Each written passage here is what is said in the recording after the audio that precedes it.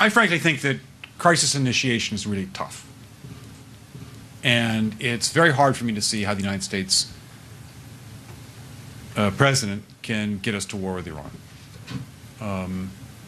Which leads me to conclude that if, in fact, compromise is not coming, that the traditional way of America gets to war is what would be best for U.S. interests.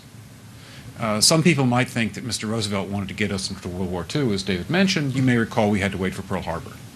Some people might think Mr. Wilson wanted to get us into World War I. You may recall he had to wait for the Lusitania episode. Some people might think that Mr. Johnson wanted to send troops to Vietnam. You may recall he had to wait for the Gulf of Tonkin episode. We didn't go to war with Spain until the until the Maine exploded.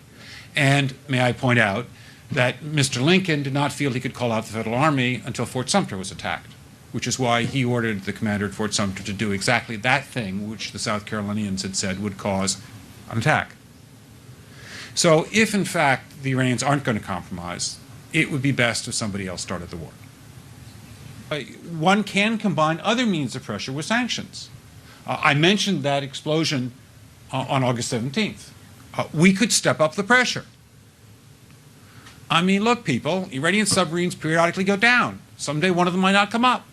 Who would know why? We can do a variety of things if we wish to increase the pressure. I'm not advocating that, but I'm just suggesting that this is not a either-or proposition of, it's just sanctions has to succeed or other things. We are in the game of using covert means against the Iranians.